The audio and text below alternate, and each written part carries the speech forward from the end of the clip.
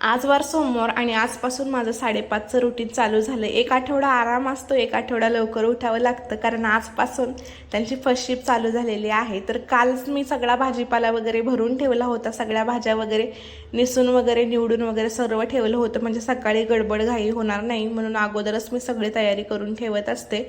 तर आज मी टिफिनमध्ये त्यांच्यासाठी बनवलेली होती शेपूची भाजी. त्यांना आवडत नाही पण तरीसुद्धा मी बनवलेली होती, कारण खूप दिवस झालं हिरव्या पालेभाज्या खाल्लेल्या नव्हत्या आणि म्हटलं आज बनवावीच त्यांच्यासाठी, म्हणून मी शेपूची भाजी टिफिनमध्ये दिली.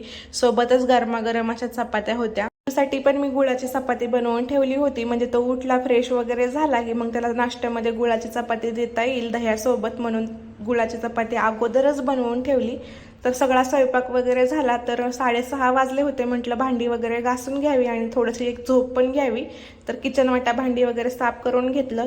किचन ओटा आणि भांडी साफ केली नसती तर मला झोपच आली नसती, म्हणून अगोदर सगळी साफसफाई करून घेतली, आंघोळ वगैरे केली आणि त्यानंतर परत म्हटलं 1-1.5 तास झोप घ्यावी, कारण याला सांभाळायचं म्हटल्यावरती मला फुल एनर्जी पाहिजे दिवसभर.